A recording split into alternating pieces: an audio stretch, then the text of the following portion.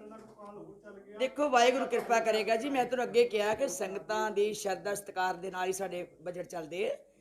कोई गल नहीं, गुरु कृपा करेगा। गुरु घरां विच थोड़ियां बहुतियां साडियां एफडियां भी पईयां हुंदियां ने, साडे बचतां भी पईयां हुंदियां ने। असीं वो बचतां विचों खर्च करदे। जे कोई बचतां पईयां होण पिछे साਂਭ के रखे हुंदे है। असीं जे कोई सानूं मान लो कि नहीं पूरा हो रहा, असीं ना ते खर्चे कढा सकदे। संगतां ਜਿਹੜੀਆਂ बेशुमार शरधा रखदियां, ਉਹ सेवा च भी वाधा हो सकता, वो चरत विच भी वाधा हो सकता। असी सानू चिंता ही कोई नहीं, क्योंकि गुरु रामदास के घर च कोई चिंता नहीं। तुसीं रला लो, हुण मैं तुहानूं लिखाता 912 करोड़ रुपया बिल्कुल जी। निंदा प्रस्ताव भी किए गए हैं, पंजाब सरकार को लिखिया भी जाएगा, भारत सरकार को वफद भी मिलेगा, तो आने वाले समय चढ़ती कला के नाल होर अगे वधांगे।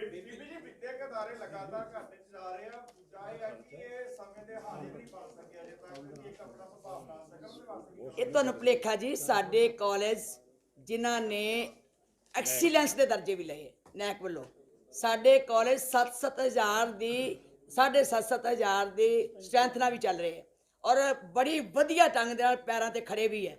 साडे स्कूल तुसीं GNE वेख लो, साडा इंजीनियर कॉलेज, उस ट्रस्ट थले 10 स्कूल चल रहे हैं, तो CBSE की पूरे पंजाब की नहीं पूरी लिस्ट जी 100 पहले स्कूलों में है। दसे दे दसे ही बेस्ट क्वालिटी के गिने जाते हैं। सो कई देखो गल्लां आपां हर गल ना लईए। कई बारी स्कूल रिमोट एरिया च खुले है, लोग गरीब होंगे है, नहीं उन्होंने बोझ चलते, फिर सानू आप चलना पैंदा कोई। अच्छा ये भी मैं तुहानूं दस देनी है, चिंता ना करया करो। साडा घर है, साडे स्कूल है, साडे बच्चे है, जे सानू नहीं भी फीस आती ना, असीं तां भी उन्हां दी मदद करनी। ये श्रोमणी कमेटी है, ये गरीबां दी सेवादार है, ये गरीब बच्चों की सेवादार है। जे सानू वध भी खर्चा करना पै जाए, बच्चों की फीस घट भी आ जाए, ये साडा कोई प्रोफैशन नहीं कि असीं उत्थे बिजनेस लैके बैठे। दिल्ली ਦੇ ਵਿੱਚ ਅਕਾਲੀ ਦਲ ਨੂੰ ਇੱਕ ਨੋਟਿਸ ਜਾਰੀ ਕੀਤਾ ਗਿਆ ਕਿ ਇਹ ਸਪਸ਼ਟ ਕੀਤਾ ਜਾਵੇ ਕਿ ਅਕਾਲੀ ਦਲ ਧਾਰਮਿਕ ਪਾਰਟੀ ਹੈ ਜਾਂ ਸਿਆਸੀ ਪਾਰਟੀ ਹੈ, ਕਿ ਦਿੱਲੀ ਚੋਣਾਂ ਨੂੰ ਲੈ ਕੇ ਸਵਾਲ ਖੜਾ ਕੀਤਾ ਜਾਂਦਾ। देखो ये पार्टी का जवाब पार्टी के प्रधान जी देंगे, पर श्रोमणी अकाली दल ने हमेशा ही धर्म को आधार रखा तो सियासत को बाद च रखा, क्योंकि वो सियासत में भी असी सेवा करनी है। मैं मान लो MLA बनती है, मिनिस्टर बननी है, मेरा फर्ज बनता लोगों की सेवा करनी, स्कूल बनाने, कॉलेज बनाने, यूनिवर्सिटियां बनानिया, सड़क बनानिया, डिवेलपमेंट करनी, जहाँ लोगों को रोजगार देना, कि ये माड़ी चीज़ है? वो भी एक सेवा है। साढ़े कोल तो अजे कोई नहीं जी आया, पर असी अपने पासपोर्ट भेजते हैं जी। उन्होंने क्योंकि रूटीन में ही ये साडा सिस्टम चलता, 4 जत्थे रूटीन च चलते है। आएगा पंजाब सरकार उन्हें इंक्वायरी कराएगी, वीज़ा लगेगा, सो इस करके असी परसू करांगे। कई गुरुद्वारियां दी घटी है जी, हरमंदर साहब की घट गई सी जी, पिछले साल पूरे साल घटी रही है। ये एक मैं सब बेनती मेरी है, मेरी हाथ जोड़ के बेनती है, चलो कोई नहीं, ना चंगी उन्होंने चिंता जाहिर की है, और ये श्रोमणी कमेटी के मैंबरां की चिंता है, उन्हें कहा कि उत्थे थोड़ा जिहा पैरा दे के उन्होंने ठीक करिए, क्योंकि सुझाव आने कीमती सुझाव ने, साडा स्वीकार करना फर्ज बनता।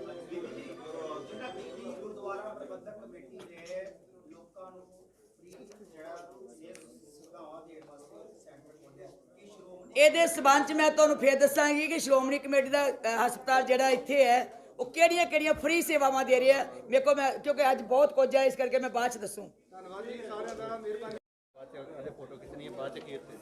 सब तो पहला तो बेनती है कि तुहाडा धन्नवाद करदी है कि तुसीं वड्डी गिनती च आके तुसीं अज दे सैशन विच अपनी हाज़री भी भरी है, तो साडी ये गल जिहड़ी है सारे वर्ल्ड विच पहुँचाउण वास्ते साडे नाल शामिल होए,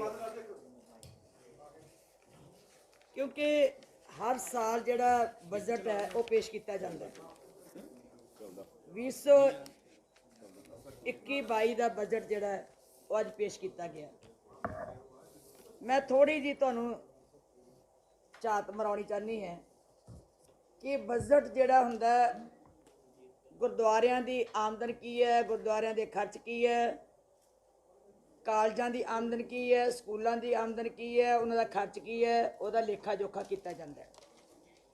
इस गल की भी सारिਆਂ ਨੂੰ ਤਸੱਲੀ ਹੋਣੀ ਚਾਹੀਦੀ ਹੈ ਕਿ ਸਾਡੀ ਜਿਹੜੀ ਆਮਦਨ ਹੈ ਉਹ ਕੇਵਲ ਸੰਗਤਾਂ ਤੇ ਨਿਰਭਰ ਕਰਦੀ ਹੈ।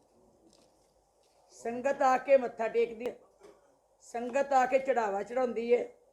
ਜਿਹੜੀ ਚੜੀ ਚੜ੍ਹਤ ਅਤੇ ਜਿਹੜਾ ਟੇਕਿਆ ਮੱਥਾ ਹੁੰਦਾ ਹੈ, ਅਸੀਂ ਉਸ ਦਾ ਲੇਖਾ ਜੋਖਾ ਕਰਦੇ ਹਾਂ ਵੀ ਇਸ ਸਾਲ 'ਚ ਸਾਨੂੰ ਇੰਨੇ ਪੈਸੇ ਗੁਰਦੁਆਰਿਆਂ ਵਿੱਚ ਆਉਣ ਦੀ ਆਸ ਹੈ। ਤੇ ਜਿਹੜੀ ਸਾਡੀ ਜ਼ਮੀਨ ਜਾਇਦਾਦ ਹੁੰਦੀ ਹੈ ਉਹਦਾ ਵੀ ਲੇਖਾ ਜੋਖਾ ਹੁੰਦਾ ਕਿ ਸਾਨੂੰ ਕੋਈ ਜ਼ਮੀਨ ਤੋਂ ਕਿੰਨਾ ਠੇਕਾ ਆਏਗਾ, ਕੋਈ ਦੁਕਾਨਾਂ ਨੇ ਉਹਦੀ ਕਿੰਨੀ ਆਮਦਨ ਆਏਗੀ। ਉਹ ਸਾਰਾ ਜਿਹੜਾ ਉਹ ਆਮਦਨ ਦੇ ਪੱਖ ਤੇ ਗਿਣਿਆ ਜਾਂਦਾ।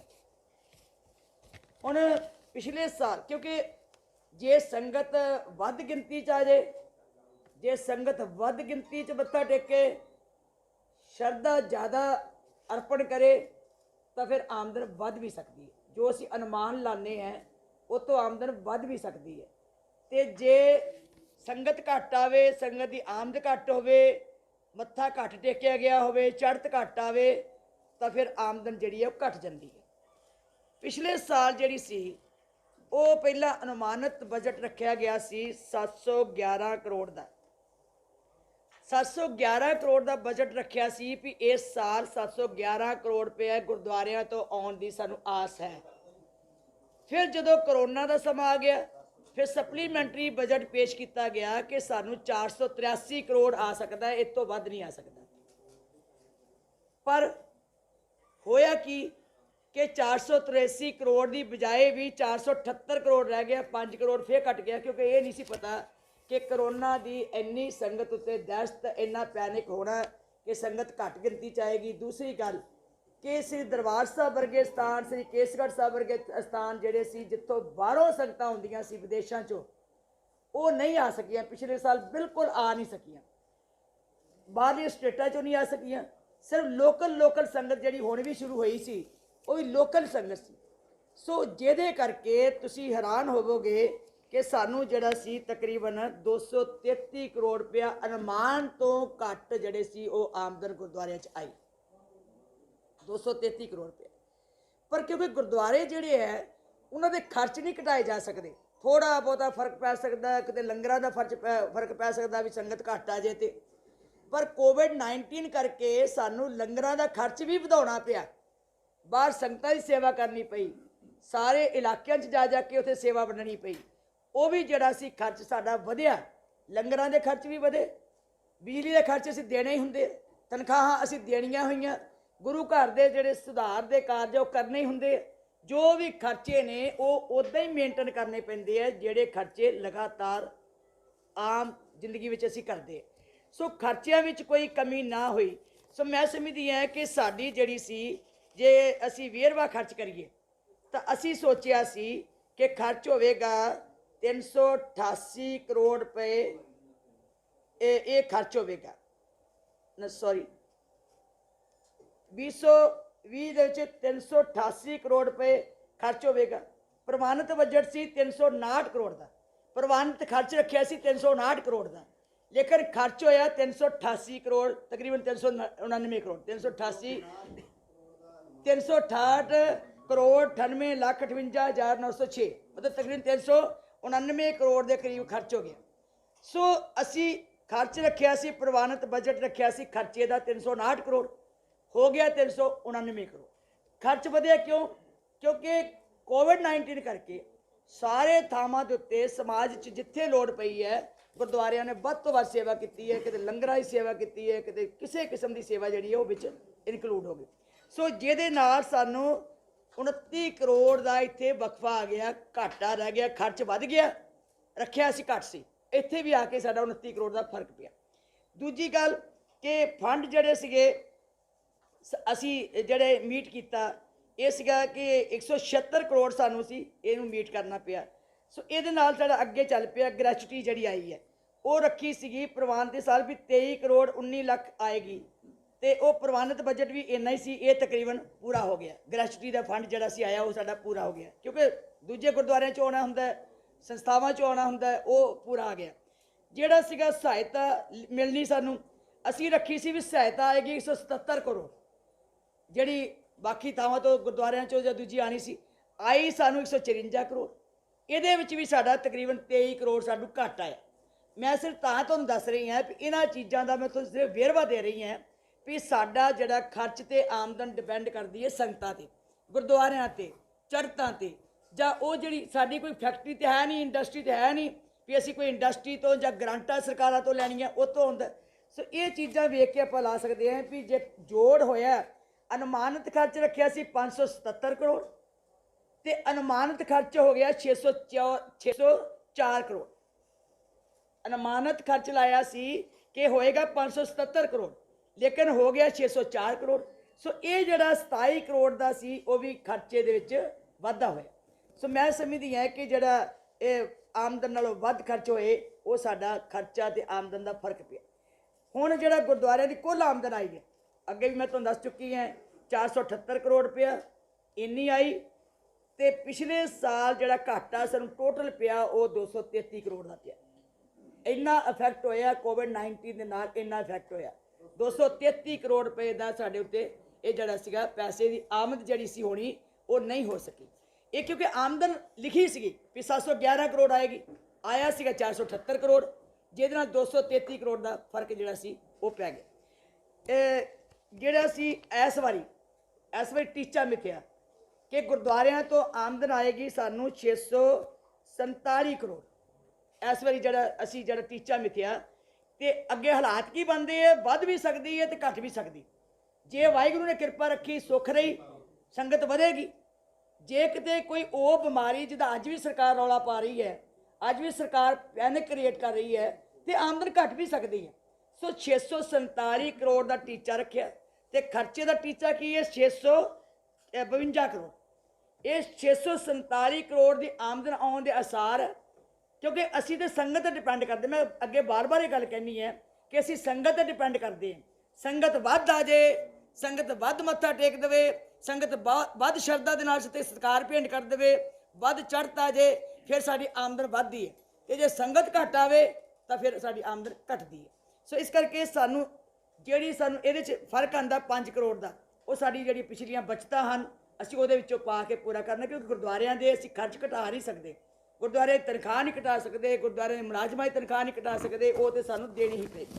ਸੋ ਇਸ ਢੰਗ ਦੇ ਨਾਲ ਹੁਣ ਮੈਂ ਤੁਹਾਨੂੰ ਇਹ ਦੱਸਣਾ ਚਾਹੁੰਦੀ ਹਾਂ ਕਿ ਸਾਡਾ ਵਿੱਦਿਆ ਜਿਹੜੀ ਹੈ, ਵਿੱਦਿਅਕ ਅਦਾਰਿਆਂ ਦਾ ਵੇਰਵਾ ਇਹ ਵੱਖਰੇ ਵੱਖਰੇ ਤੁਹਾਨੂੰ ਇਸ ਕਰਕੇ ਦੱਸ ਰਹੇ ਹਾਂ ਕਿ ਪਿਛਲੀ ਵਾਰੀ ਜਦੋਂ ਅਸੀਂ ਇਕੱਠਾ ਹੀ ਬੋਲਦੇ ਸੀ ਤੇ ਸੰਗਤ ਨੂੰ ਲੱਗਦਾ ਸੀ ਪਤਾ ਨਹੀਂ ਇਹ ਸਾਰਾ ਹੀ ਪੈਸਾ ਖਰੇ ਅੰਦਰ ਸ਼੍ਰੋਮਣੀ ਕਮੇਟੀ ਦੇ ਜਮ੍ਹਾਂ ਹੁੰਦਾ। ਹੁਣ ਵਿੱਦਿਅਕ ਅਦਾਰੇ, ਸਾਡੇ ਵਿੱਦਿਅਕ ਅਦਾਰੇ ਪਿਛਲੇ ਸਾਲ ਇਹਨਾਂ ਦਾ ਐਸਟੀਮੇਟ ਜਿਹੜੀ ਆਮਦਨ ਆਈ ਹੈ ਉਹ ਆਈ ਹੈ ਜੀ 152 ਕਰੋੜ ਰੁਪਇਆ। 152 ਕਰੋੜ ਰੁਪਇਆ ਸਕੂਲਾਂ ਕਾਲਜਾਂ ਦੀ ਆਮਦਨ ਆਈ, ਲੇਕਿਨ ਖਰਚ ਕਿੰਨਾ ਹੋਇਆ ਇਹਨਾਂ ਦਾ, ਆਮਦਨ ਰੱਖੀ ਕਿੰਨੀ ਸੀ ਇਹਨਾਂ ਨੇ 199 ਕਰੋੜ ਆਏਗੀ, ਸੋਚਿਆ ਸੀ 199 ਕਰੋੜ ਆਏਗੀ, ਆਈ 152 ਕਰੋੜ। ਹੁਣ ਇੱਥੇ ਵੀ ਜਿਹੜਾ 17 ਜਿਹੜਾ ਸਾਡਾ ਘਾਟਾ ਸੀ ਉਹ ਸਾਨੂੰ ਨਜ਼ਰ ਆਇਆ ਕਿ 152 ਕਰੋੜ ਦੀ ਜਿਹੜੀ ਆਮਦਨ ਰੱਖਿਆ ਸੀ ਇਹਨਾਂ ਨੇ ਬਜਟ ਪਿਛਲੇ ਸਾਲ, ਤੇ ਬਜਟ ਸੀਗਾ ਇਹਨਾਂ ਦਾ ਇੱਥੇ ਮੇਰੀ ਗਲਤੀ ਹੋ ਗਈ, 152 ਕਰੋੜ ਜਿਹੜਾ ਰੱਖਿਆ ਸੀ ਉਹਦੇ ਵਿੱਚ ਖਰਚ ਹੋ ਗਿਆ 215 ਕਰੋੜ। ਮੈਂ ਦੂਜੇ ਪਾਸੇ ਅੱਜ ਦੇ 152 ਕਰੋੜ ਦਾ ਸੋਚਿਆ ਸੀ ਤੇ ਖਰਚ ਹੋ ਗਿਆ 215 ਕਰੋੜ। ਥੱਲੇ ਨੂੰ ਜਾਣਾ ਸੀਗਾ, ਮੈਂ ਰਾਈਟ ਨੂੰ ਚੱਲ ਗਈ। 152 ਕਰੋੜ ਰੱਖਿਆ ਸੀ ਵੀ ਆਮਦਨ ਆਏਗੀ, ਲੇਕਿਨ ਖਰਚੇ ਦਾ ਹੋ ਗਿਆ 215 ਕਰੋੜ। ਆਈ ਆਮਦਨ 152 ਕਰੋੜ ਤੇ ਖਰਚ ਹੋਇਆ 215 ਕਰੋੜ। ਹੁਣ ਇਹਦਾ ਖਰਚ ਕਿੰਨਾ ਵੱਧ ਗਿਆ 63 ਕਰੋੜ 56 ਲੱਖ ਰੁਪਇਆ ਖਰਚ ਵਧਿਆ ਸਾਡੇ ਸਕੂਲਾਂ ਕਾਲਜਾਂ ਦਾ। ਇੰਨਾ ਖਰਚ ਵਧਿਆ, ਇਹਦਾ ਮਤਲਬ ਇੰਨਾ ਸਾਨੂੰ ਘਾਟਾ ਪੈ ਗਿਆ। 63 ਕਰੋੜ 56 ਲੱਖ ਰੁਪਏ ਦਾ ਘਾਟਾ ਪਿਆ। ਉਹਦੇ 'ਚੋਂ ਅਸੀਂ ਸ਼੍ਰੋਮਣੀ ਗੁਰਦੁਆਰਾ ਪ੍ਰਬੰਧਕ ਕਮੇਟੀ ਨੇ ਕਿੰਨਾ ਪੈਸਾ ਨੂੰ ਦਿੱਤਾ, ਅਸੀਂ ਦਿੱਤਾ 24 ਕਰੋੜ 58 ਲੱਖ ਦੇ ਚੁੱਕੇ ਹਾਂ, ਤੇ ਬਾਕੀ ਉਹਨਾਂ ਨੂੰ ਦੇਣ ਵਾਸਤੇ ਜੇ 38 ਕਰੋੜ 98 ਲੱਖ ਮੰਗ ਰਹੇ ਸਾਡੇ ਕੋਲੋਂ। ਤੁਸੀਂ ਇਹ ਦੇਖੋ 24 ਕਰੋੜ ਆ ਕੇ 4 ਮਹੀਨਿਆਂ 'ਚ, ਅਸੀਂ ਇਹ 4 ਮਹੀਨਿਆਂ 'ਚ ਉਹਨਾਂ ਨੂੰ 24 ਕਰੋੜ ਇੱਧਰੋਂ ਉੱਧਰੋਂ ਪ੍ਰਬੰਧ ਕਰਕੇ ਦਿੱਤਾ। ਅਜੇ ਸਾਡਾ ਉਹਨਾਂ ਨੂੰ 38 ਕਰੋੜ ਦੇ ਕੇ ਫਿਰ ਅਸੀਂ ਕਾਲਜਾਂ ਸਕੂਲਾਂ ਦਾ ਜਿਹੜਾ ਘਾਟਾ ਅਸੀਂ ਪੂਰਾ ਕਰਾਂਗੇ। ਹੁਣ ਜਿਹੜਾ ਇਸ ਸਾਲ ਦਾ ਬਜਟ ਜਿਹੜਾ ਇਹ ਰੱਖਿਆ ਗਿਆ ਕਿ 199 ਕਰੋੜ ਸਾਨੂੰ ਆਏਗਾ, ਆਮਦਨ ਆਏਗੀ 199 ਕਰੋੜ। ਜੇ ਬੱਚੇ ਵੱਧ ਦਾਖਲ ਹੋ ਗਏ ਤੇ ਜ਼ਿਆਦਾ ਵੀ ਹੋ ਸਕਦੀ, ਬੱਚੇ ਘੱਟ ਦਾਖਲ ਹੋਏ ਤੇ ਘੱਟ ਵੀ ਸਕਦੀ, ਇਹ ਤਾਂ ਮਨਸਰ ਕਰਦਾ ਕਿ ਬੱਚਿਆਂ ਦੇ ਉੱਤੇ ਵੀ। ਸੋ 199 ਕਰੋੜ ਦਾ ਰੱਖਿਆ। ਖਰਚ ਕਿੰਨਾ ਹੋ ਰਿਹਾ ਇਹ ਤੇ ਖਰਚ ਹੋਏਗਾ 223 ਕਰੋੜ ਰੁਪਇਆ। ਇਹਦੇ ਵਿੱਚ ਵੀ ਖਰਚ, ਕਿਉਂਕਿ ਤਨਖਾਹਾਂ ਨਹੀਂ ਕੱਟੀਆਂ ਜਾ ਸਕਦੀਆਂ, ਭਾਵੇਂ ਕਲਾਸ 4 ਹੋਵੇ, ਭਾਵੇਂ ਕੋਈ ਸਟਾਫ ਮੈਂਬਰ ਹੋਵੇ, ਭਾਵੇਂ ਕੋਈ ਜਿਹੜਾ ਦਫ਼ਤਰੀ ਸਟਾਫ ਹੋਵੇ, ਇਹ ਸਾਰਾ ਕੁਝ ਤੇ ਦੇਣਾ ਹੀ ਪੈਣਾ। ਇਹ ਖਰਚ ਹੋਏਗਾ 223 ਕਰੋੜ ਰੁਪਇਆ। ਹੁਣ ਇਹਦੇ 'ਚ ਵੀ ਸਾਨੂੰ 34 ਕਰੋੜ ਰੁਪਈਆ ਸ਼੍ਰੋਮਣੀ ਕਮੇਟੀ ਨੂੰ ਆਪਣੇ ਫੰਡਾਂ 'ਚੋਂ ਉੱਥੇ ਦੇਣਾ ਪੈਣਾ।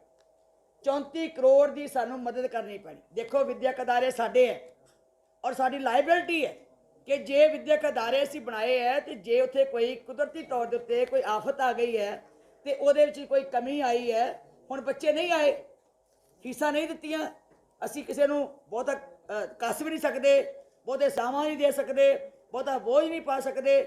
ਇਸ ਕਰਕੇ ਸਾਡੀ ਸੰਸਥਾ ਜਿਹੜੀ ਹੈ ਇੱਕ ਸੇਵਾ ਵਾਲੀ ਸੰਸਥਾ ਹੈ, ਇਹਨੇ ਧਿਆਨ ਦੇ ਨਾਲ ਜੁੜ ਕੇ ਤੇ ਅਸੀਂ ਘਾਟੇ ਪੂਰੇ ਕਰਦੇ। 34 ਕਰੋੜ ਦਾ ਉਹਨਾਂ ਨੂੰ ਘਾਟਾ ਪੈਣਾ ਇਹਦੇ 'ਚ, ਸਕੂਲ ਕਾਲਜ 'ਚ। ਉਹਦੇ 'ਚੋਂ ਅਸੀਂ ਰੱਖਿਆ ਬਜਟ ਵੈਸੇ ਦੇਣ ਵਾਸਤੇ, ਅਜੇ ਅਸੀਂ 16.5 ਕਰੋੜ ਰੁਪਏ ਰੱਖਿਆ, 16 ਕਰੋੜ 55 ਲੱਖ ਇਹ ਰੱਖਿਆ ਆਪਣੇ ਬਜਟ ਵਿੱਚ। ਤੇ ਪਰ ਇਹ ਤੋਂ ਵੱਧ ਵੀ 17 ਕਰੋੜ 45 ਲੱਖ ਹੋਰ ਪ੍ਰਬੰਧ ਕਰਨਾ ਪੈਣਾ। ਅਜੇ ਅਸੀਂ ਬਜਟ ਇਹਦੇ 'ਚ 16 ਕਰੋੜ 55 ਲੱਖ ਰੱਖਿਆ, ਲੇਕਿਨ 17 ਕਰੋੜ ਦਾ ਪ੍ਰਬੰਧ ਹੋਰ ਕਰਨਾ ਪੈਣਾ। ਸੋ ਮੇਰੇ ਕਹਿਣ ਤੋਂ ਭਾਵ ਹੈ ਕਿ ਜਿਹੜੀ ਕਾਲਜਾਂ ਸਕੂਲਾਂ ਦੀ ਆਮਦਨ ਤੇ ਉਹਨਾਂ ਦਾ ਖਰਚ, ਇਹ ਸਾਰਾ ਕੁਝ ਜਦੋਂ ਅਸੀਂ ਇਕੱਠਾ ਹੀ ਸੁਣਾਉਂਦੇ ਸੀ ਤੇ ਸੰਗਤ ਸੋਚਦੀ ਸੀ ਇੰਨੇ ਕਰੋੜ ਦਾ ਬਜਟ, ਕਹਿੰਦੇ ਸੀ ਸਰਕਾਰ ਤੋਂ ਵੀ ਵੱਡਾ ਹੋ ਗਿਆ, ਕਾਰਪੋਰੇਸ਼ਨਾਂ ਤੋਂ ਵੀ ਵੱਡਾ ਹੋ ਗਿਆ, ਲੋਕਾਂ 'ਚ ਭੁਲੇਖਾ ਆ ਜਾਂਦਾ ਸੀ। ਇਹਨੂੰ ਪਾਰਦਰਸ਼ੀ ਬਣਾਉਣ ਲਈ ਇੱਕ ਹੋਰ ਜਿਹੜਾ ਯਤਨ ਕੀਤਾ ਸਾਡੀ ਸਬ ਕਮੇਟੀ ਨੇ, ਸਾਡੀ ਐਗਜ਼ੈਕਟਿਵ ਨੇ, ਮੇਰੇ ਵੀਰ ਸਾਰੇ ਬੈਠੇ ਆ, ਬਹੁਤ ਮਿਹਨਤ ਕੀਤੀ। ਮੈਂ ਜਿਹੜੀ ਦੇਖੋ ਕਈ ਸਮਿਆਂ ਤੋਂ ਅਸੀਂ ਲੱਗੇ ਸੀਗੇ, ਕਈ ਡੇਅਰ ਨਹੀਂ ਸੀ ਕਰਦੇ ਕਿ ਅਸੀਂ ਇਹਨੂੰ ਠੀਕ ਕਰ ਲਈਏ। ਬੜੇ ਲੰਬੇ ਸਮੇਂ ਤੋਂ ਅਸੀਂ ਸੋਚ ਰਹੇ ਸੀ ਵੀ ਬਾਰ-ਬਾਰ ਚੀਜ਼ਾਂ ਜਮ੍ਹਾਂ ਹੁੰਦੀਆਂ, ਇਹ ਡਬਲ ਟ੍ਰਿਪਲ। ਹੁਣ ਮੰਨ ਲਓ ਦਸਵੰਧ 85 ਦਾ ਹੁੰਦਾ ਸੀਗਾ, 85 ਦਾ ਦਸਵੰਧ ਆਇਆ ਜੀ 40 ਕਰੋੜ। ਮੰਨ ਲਓ ਅਸੀਂ 40 ਕਰੋੜ ਆਉਣਾ, ਇਹਦੇ ਲਿਖਿਆ ਵੀ 40 ਕਰੋੜ ਦਾ ਦਸਵੰਧ ਹੈ। ਜਦੋਂ 40 ਕਰੋੜ ਦਾ ਸ਼੍ਰੋਮਣੀ ਕਮੇਟੀ 'ਚ ਵੀ, ਧਰਮ ਪ੍ਰਚਾਰ ਫੰਡ 'ਚ ਵੀ ਲਿਖਿਆ ਗਿਆ ਤੇ 40 ਕਰੋੜ ਜਿਸ ਗੁਰਦੁਆਰੇ ਸੀ ਉਹਦੇ 'ਚ ਵੀ ਲਿਖਿਆ ਗਿਆ, ਉਸ ਆਮਦਨ 'ਚ ਵੀ ਆ ਗਿਆ, ਸਾਡੀ ਆਮਦਨ 'ਚ ਵੀ ਆ ਗਿਆ, ਡਬਲ ਹੋ ਗਿਆ। ਇਹ ਲੰਬੇ ਸਮੇਂ ਤੋਂ ਇੱਦਾਂ ਹੀ ਚੱਲਦਾ ਰਿਹਾ। ਇਸੇ ਤਰ੍ਹਾਂ ਸਹਾਇਤਾ ਦਫਾ 85 ਤੋਂ ਜਿਹੜੇ ਲੈਂਦੇ ਸੀ, ਮਤਲਬ 1 ਕਰੋੜ 13 ਕਰੋੜ 22 ਲੱਖ ਮੰਨ ਲਓ ਆਉਣੀ ਹੈ, ਉਹ ਉਧਰ ਵੀ ਜਮ੍ਹਾਂ ਇੱਧਰ ਵੀ ਜਮ੍ਹਾਂ। ਸੋ ਇਸ ਢੰਗ ਨਾਲ ਸਾਰੀਆਂ ਜਿਹੜੀਆਂ ਵਿਦਿਅਕ ਅਦਾਰਿਆਂ ਦਾ ਵੀ ਇੱਦਾਂ ਹੀ ਸੀਗਾ। ਸੋ ਇਸ ਢੰਗ ਦੇ ਨਾਲ 266 ਕਰੋੜ ਰੁਪਈਆ ਜਿਹੜਾ ਸੀ, 266 ਕਰੋੜ, ਇਹ ਡਬਲ ਟ੍ਰਿਪਲ ਇੱਧਰ ਉੱਧਰ ਦਾ ਜਿਹੜਾ ਹੁੰਦਾ ਸੀ 266 ਕਰੋੜ ਰੁਪਇਆ ਸੀ। ਹੁਣ ਇਹ ਡੇਅਰ ਕਰਨ ਦੀ ਲੋੜ ਸੀ। ਸਾਰੇ ਪ੍ਰਧਾਨ ਜਦੋਂ ਪੈਂਦੇ ਸੀ ਉਹ ਕਹਿੰਦੇ ਸੀ ਕੋਈ ਕਹਿ ਨਾ ਦੇ ਬਜਟ ਕਿਉਂ ਘਟ ਗਿਆ। ਦੇਖੋ, ਅਸੀਂ ਕਿਤੇ ਬਜਟ ਘਰ ਨਹੀਂ ਲੈ ਕੇ ਜਾਣਾ, ਅਸੀਂ ਜੋ ਸੰਗਤ ਦਾ ਗੋਲਕ ਚੋਂ ਨਿਕਲਣਾ, ਜੋ ਸੰਗਤ ਦੀ ਚੜ੍ਹਤ ਆਉਣੀ ਹੈ, ਅਸੀਂ ਉਹੀ ਵਰਤਣਾ, ਅਸੀਂ ਉਹੀ ਖਰਚਣਾ। ਤੇ ਇਸ ਕਰਕੇ ਮੇਰਾ ਖਿਆਲ ਹੈ ਕਿ ਐਤਕੀ ਐਗਜ਼ੈਕਟਿਵ ਨੇ ਫੈਸਲਾ ਕੀਤਾ ਕਿ ਕਿਉਂ ਨਾ ਸੰਗਤ ਨੂੰ, ਕਿਉਂਕਿ ਅਸੀਂ ਵੈਬਸਾਈਟ 'ਤੇ ਵੀ ਚਾੜਨਾ, ਅਸੀਂ ਸੰਗਤ ਨੂੰ ਪਾਰਦਰਸ਼ੀ ਵੀ ਦੱਸਣਾ ਚਾਹੁੰਦੇ ਹਾਂ, ਅਸੀਂ ਸੰਗਤ ਦਾ ਭੁਲੇਖਾ ਵੀ ਕੱਢਣਾ ਚਾਹੁੰਦੇ ਹਾਂ, ਜਿਹੜੀ ਸੰਗਤ ਦੇ ਮਨ 'ਚ ਭੁਲੇਖੇ ਪਏ ਅਸੀਂ ਉਹ ਵੀ ਨਿਕਲ ਜਾਣ। ਸੋ ਲੰਬੇ ਸਮੇਂ ਬਾਅਦ ਸ਼੍ਰੋਮਣੀ ਗੁਰਦੁਆਰਾ ਪ੍ਰਬੰਧਕ ਕਮੇਟੀ ਦੇ ਐਗਜ਼ੈਕਟਿਵ ਨੇ, ਸਬ ਕਮੇਟੀ ਨੇ ਮਿਹਨਤ ਕੀਤੀ। ਸਾਡੇ ਪਿੱਟੇਵਾੜ ਸਾਹਿਬ ਵਿੱਚ ਮੈਂਬਰ ਸੀ ਸ਼੍ਰੋਮਣੀ ਐਗਜ਼ੈਕਟਿਵ ਸਬ ਕਮੇਟੀ ਦੇ, ਸਿਆਲਕਾ ਸਾਹਿਬ, ਸਾਰੇ ਸਾਡੇ ਮੈਂਬਰ ਸੀ। ਇਹਨਾਂ ਨੇ ਚੀਫ ਸੈਕਟਰੀ ਦੀ ਅਗਵਾਈ ਦੇ ਵਿੱਚ ਜਿਹੜਾ ਬਜਟ ਸੀ ਬਣਾਉਣ ਲੱਗਿਆ, ਸਾਰੇ ਵਿਦਿਅਕ ਅਦਾਰਿਆਂ ਨੂੰ ਬੁਲਾਇਆ, ਸਾਰੇ ਗੁਰਦੁਆਰਿਆਂ ਨੂੰ ਬੁਲਾਇਆ, ਕੱਲੇ ਮੈਨੇਜਰ ਨੂੰ ਸੁਣਿਆ, ਕੱਲੇ ਪ੍ਰਿੰਸੀਪਲ ਨੂੰ ਸੁਣਿਆ ਔਰ ਕੱਲੇ ਦਾ ਬਜਟ ਜਿਹੜਾ ਸੀ ਉਹਨੂੰ ਕੋਖਿਆ। ਸੋ ਇਸ ਢੰਗ ਨਾਲ 266 ਕਰੋੜ ਦਾ ਫਰਕ ਜਿਹੜਾ ਸੀਗਾ, ਉਹ ਜਿਹੜਾ ਕੋਈ ਉਧਰ ਆਧਰ ਹੁੰਦਾ ਸੀ, ਜਿਹੜਾ ਕਿਸੇ ਪਾਸੇ ਨਹੀਂ ਸੀ ਲੱਗਦਾ, ਉਹਨੂੰ ਅਸੀਂ ਸੋਧ ਕੀਤੀ ਹੈ ਕਿ ਜਿਹੜਾ ਅੱਜ ਤੁਸੀਂ ਕਹੋਗੇ ਕਿ ਜਿਹੜੀ ਐਜੂਕੇਸ਼ਨ ਦਾ ਫੰਡ ਇੰਨਾ ਸੀਗਾ, ਇੰਨਾ ਕਿੱਦਾਂ ਹੋ ਗਿਆ। ਇਹ ਜਿਹੜਾ ਟੋਟਲ ਸੀਗਾ ਹੁਣ ਐਤਕੀ ਆ ਗਿਆ ਜੀ ਆਮਦਨ ਦਾ, ਵਿਦਿਅਕ ਅਦਾਰਿਆਂ ਦੀ 152 ਕਰੋੜ ਆਮਦਨ ਆਏਗੀ, ਇਹਨਾਂ ਦੀ 652 ਕਰੋੜ 647 ਕਰੋੜ ਆਏਗੀ। ਗੁਰਦੁਆਰਿਆਂ ਦੀ ਆਮਦਨ ਦਾ ਟੀਚਾ ਇਹ ਬਣ ਜਾਣੀ ਹੈ ਜੀ ਤਕਰੀਬਨ 6-7-8 ਕਰੋੜ 800 ਕਰੋੜ ਰੁਪਈਆ। ਸੋ 800 ਕਰੋੜ ਰੁਪਈਆ ਜੇ ਅਸੀਂ ਇਹ ਵਿੱਚ ਪਾ ਲੈਂਦੇ 1100 ਕਰੋੜ ਹੋ ਜਾਣਾ ਸੀ। ਗੱਲ ਆ ਹੈ ਸਹੀ। ਇਹ ਤਾਂ 800 ਕਰੋੜ ਬਣਿਆ ਕਿ ਉਹ 266 ਕਰੋੜ ਕੱਢਿਆ। 266 ਕਰੋੜ ਦਾ ਡਬਲ ਹੁੰਦਾ ਸੀ, ਉਹਨੂੰ ਸਾਈਡ ਤੇ ਕੀਤਾ ਵੀ ਇਹਨੂੰ ਵਾਰ-ਵਾਰ ਕਿਉਂ ਅਸੀਂ ਜਮ੍ਹਾਂ ਕਰਦੇ, ਇਹਨੂੰ ਡਬਲ ਨਹੀਂ ਹੋਣਾ ਚਾਹੀਦਾ। ਲੋਕਾਂ ਦੇ ਭੁਲੇਖੇ ਨਿਕਲ, ਸਾਨੂੰ ਵੀ ਸਪਸ਼ਟ ਹੋਵੇ ਕਿ ਸਾਡੇ ਕੋਲ ਪੈਸਾ ਕਿੰਨਾ। ਸੋ ਇੱਕ ਗੱਲ ਮੈਂ ਤੁਹਾਨੂੰ ਦੱਸਣਾ ਚਾਹੁੰਦੀ ਹੈ ਕਿ ਜਿਹੜੀ ਸਾਡੀ ਆਮਦਨ ਹੈ SCPC ਕੋਲ ਆਉਂਦੀ ਹੈ, SCPC ਕੋਲ। ਹੁਣ ਤੁਸੀਂ ਇਹ ਦੇਖੋ, ਗੁਰਦੁਆਰਿਆਂ ਦਾ ਗੁਰਦੁਆਰਿਆਂ ਨੇ ਖਰਚਣਾ, ਕਾਲਜਾਂ ਸਕੂਲਾਂ ਨੇ ਖਰਚਣਾ, ਅਸੀਂ ਉਹਨਾਂ ਨੂੰ ਦੇਣਾ, ਜਿਹੜੀ ਸਹਾਇਤਾ ਦੇਣੀ ਹੈ। ਸਕੂਲਾਂ ਕਾਲਜਾਂ ਕੋਲ ਅਸੀਂ ਆਮਦਨ ਨਹੀਂ ਲੈਂਦੇ, ਉਹਨਾਂ ਨੂੰ ਸਹਾਇਤਾ ਦਿੰਦੇ ਹਾਂ। ਦਸਵੰਧ 85 ਬੋਰਡ ਚੋਂ ਜਿਹੜਾ ਸਾਨੂੰ ਆਉਣਾ ਹੈ, ਉਹ 40 ਕਰੋੜ ਰੁਪਇਆ 85 ਦੇ ਗੁਰਦੁਆਰੇ ਚੋਂ। ਜਿਹੜਾ ਦਸਵੰਧ 87 ਚੋਂ ਆਉਣਾ ਉਹ 64,65,502 ਰੁਪਇਆ, ਨਾ ਸੌਰੀ 6 ਕਰੋੜ 46 ਲੱਖ 64 ਕਰੋੜ ਨਹੀਂ 6 ਕਰੋੜ 46 ਲੱਖ 50,502 6 ਕਰੋੜ 46 ਲੱਖ 50,502 ਜਿਹੜਾ ਆਉਣਾ ਸਾਨੂੰ ਦਸਵੰਧ 87 ਤੋਂ 6 ਕਰੋੜ 46 ਲੱਖ 50,502 ਇਹ ਇੰਨਾ ਆਏਗਾ। ਤੇ ਸਹਾਇਤਾ ਸ੍ਰੀ ਗੁਰੂ ਗ੍ਰੰਥ ਸਾਹਿਬ ਯੂਨੀਵਰਸਿਟੀ ਦੀ ਜਿਹੜੀ ਅਸੀਂ ਲੈਂਦੇ ਹਾਂ ਉਹਦੀ 7 ਕਰੋੜ 75 ਲੱਖ ਰੁਪਇਆ। ਇਸੇ ਤਰ੍ਹਾਂ ਕਰ ਕੇ ਸਾਰੀ ਜੀ ਇਮਾਰਤਾਂ ਦੀ, ਵਿਦਿਅਕ ਅਦਾਰਿਆਂ ਲਈ, ਸਪੋਰਟਸ ਵਿੰਗਾਂ ਲਈ ਜਿਹੜਾ ਅਸੀਂ ਲੈਂਦੇ ਹਾਂ ਗੁਰਦੁਆਰਿਆਂ ਤੋਂ ਫੰਡ ਲੈਂਦੇ ਹਾਂ, ਉਹ ਟੋਟਲ ਸਾਨੂੰ ਆਏਗਾ ਜੀ 115 ਕਰੋੜ ਰੁਪਏ। 115 ਕਰੋੜ ਇਹ ਆਣਾ। ਤੇ ਦੂਜਾ ਫੰਡ 70 ਕਰੋੜ ਰੁਪਏ ਧਰਮ ਪ੍ਰਚਾਰ ਫੰਡ। ਹੁਣ ਇਹ ਹਿਸਾਬ ਲਾਓ ਵੀ ਸ਼੍ਰੋਮਣੀ ਕਮੇਟੀ ਦੇ ਅੰਦਰ ਦਫ਼ਤਰ ਦੇ ਵਿੱਚ ਗੁਰਦੁਆਰਿਆਂ 'ਚ ਰੱਖ ਕੇ, ਸਕੂਲਾਂ ਕਾਲਜਾਂ 'ਚ ਰੱਖ ਕੇ ਸਾਡੇ ਕੋਲ ਖਰਚਾ ਆਏਗਾ 185 ਕਰੋੜ ਰੁਪਏ ਟੋਟਲ। ਸਾਡੇ ਕੋਲ ਸ਼੍ਰੋਮਣੀ ਕਮੇਟੀ ਦੇ ਦਫ਼ਤਰ ਵਿੱਚ ਜਿਹੜਾ ਸਾਡੇ ਕੋਲ ਆਉਣਾ ਫੰਡ ਉਹ ਹੈ ਟੋਟਲ 185 ਕਰੋੜ 40 ਲੱਖ 10,502 ਰੁਪਏ। ਤੇ ਲੋਕ ਜਿਹੜੇ ਕਹੀ ਜਾਣਗੇ ਸੰਗਤ ਵਾਲੇ ਵੀ 1200 ਕਰੋੜ ਸ਼੍ਰੋਮਣੀ ਕਮੇਟੀ ਕਿੱਥੇ ਲਿਜਾਂਦੀ ਹੈ। ਹੁਣ ਇਹ ਤਾਂ ਅਸੀਂ ਸਾਰਾ ਕਲੀਅਰ ਕੀਤਾ ਵੀ ਪਤਾ ਲੱਗ ਜੇ ਐਜੂਕੇਸ਼ਨ ਦਾ ਫੰਡ ਆਉਂਦਾ ਕਿੰਨਾ, ਐਜੂਕੇਸ਼ਨ ਦਾ ਫੰਡ ਖਰਚਦਾ ਕੌਣ ਹੈ, ਤੇ ਐਜੂਕੇਸ਼ਨ ਨੂੰ ਸ਼੍ਰੋਮਣੀ ਕਮੇਟੀ ਕੀ ਦਿੰਦੀ ਹੈ। ਤਾਂ ਕੱਲੀ ਗੱਲ ਤੁਹਾਨੂੰ ਦੱਸੀ ਹੈ। ਇਸੇ ਤਰ੍ਹਾਂ ਗੁਰਦੁਆਰਿਆਂ ਵਿੱਚ ਆਉਂਦਾ ਕਿੰਨਾ, ਅਸੀਂ ਕਿੰਨਾ ਲੈਂਦੇ ਹਾਂ, ਤੇ ਗੁਰਦੁਆਰਿਆਂ 'ਚ ਕਿਹੜੀ ਚੀਜ਼ ਕਿੱਦਾਂ ਘਾਟਾ ਹੁੰਦਾ, ਕਿੰਨਾ ਖਰਚ ਹੁੰਦਾ, ਇਹ ਸਾਰੀ ਚੀਜ਼ ਕਲੀਅਰ ਕੀਤੀ ਹੈ। ਸੋ ਮੇਰੀ ਬੇਨਤੀ ਹੈ ਕਿ ਇਹ ਚੀਜ਼ਾਂ ਜਿਹੜੀਆਂ ਤੁਹਾਨੂੰ ਸਿਰ ਮੈਂ ਇਸ ਕਰਕੇ ਵੇਰਵੇ ਨਾਲ ਦੱਸਿਆ ਕਿ ਤੁਹਾਡੇ ਮਨ 'ਚ ਜਿਹੜੀ ਕੋਈ ਉਹੋ ਜਿਹੀ ਗੱਲ ਹੁੰਦੀ ਹੈ ਤੁਸੀਂ ਕਲੀਅਰ ਕਰ ਲਓ। ਇੱਕ ਮਿੰਟ, ਤਨਖਾਹਾਂ ਜਿਹੜੀਆਂ ਜੀ ਗੁਰਦੁਆਰਾ ਸਾਹਿਬਾਨਾਂ ਦੀ ਤਨਖਾਹ ਹੈ 212 ਕਰੋੜ ਰੁਪਇਆ। ਸਾਰੇ ਗੁਰਦੁਆਰਿਆਂ ਦੇ ਮੁਲਾਜ਼ਮਾਂ ਦੀ 212 ਕਰੋੜ ਰੁਪਇਆ ਤੇ 1 ਸਾਲ ਦੀ। ਤੇ ਵਿਦਿਅਕ ਅਦਾਰਿਆਂ ਦੀ 168 ਕਰੋੜ ਰੁਪਇਆ ਤਨਖਾਹ। ਇਹ ਟੋਟਲ 380 ਕਰੋੜ ਰੁਪਇਆ ਤੇ ਪਲੱਸ ਜਿਹੜੀ ਸਾਡੀ ਦਰਬਾਰ ਸਾਹਿਬ ਦੀ ਹੈ ਵੱਖਰੀ। ਸੋ ਇਹ ਜਿਹੜੀ ਸਾਡੀ ਤਕਰੀਬਨ 400 ਕਰੋੜ ਰੁਪਇਆ ਸਾਡਾ 440 ਕਰੋੜ ਰੁਪਇਆ ਸਾਡਾ ਕੱਲੇ ਮੁਲਾਜ਼ਮਾਂ ਦੀ ਤਨਖਾਹ ਜਾਂਦਾ, ਜਿਹੜਾ ਤਕਰੀਬਨ 43.42% ਜਿਹੜਾ ਇਹ ਜਿਹੜਾ ਖਰਚ ਹੈ ਤਨਖਾਹਾਂ ਦਾ। ਟੋਟਲ ਬਜਟ ਦਾ 43.42 ਕਰੋੜ 42% ਜਿਹੜਾ ਉਹ ਸਾਡਾ ਤਨਖਾਹਾਂ ਵਿੱਚ ਜਾਂਦਾ, ਜਦੋਂ ਕਿ 15% ਬਜਟ ਜਿਹੜਾ ਉਹ ਤਨਖਾਹਾਂ 'ਚ ਜਾਣਾ ਚਾਹੀਦਾ। 15% ਐਜ਼ ਪਰ ਰੂਲਸ ਕਹਿ ਦਿੰਦੇ ਸਰਕਾਰਾਂ ਵਾਲੇ ਵੀ ਟੋਟਲ ਆਮਦਨ ਦਾ 15-20% ਜਾਣਾ ਚਾਹੀਦਾ। ਫੈਕਟਰੀ ਵਾਲੇ ਵੀ ਕਰਨਗੇ, ਦੂਜੇ ਵੀ ਕਰਨਗੇ, ਕਿਉਂਕਿ ਸਾਡੀ ਸੰਸਥਾ ਜਿਹੜੀ ਸੇਵਾ ਨਾਲ ਜੁੜੀ ਹੈ।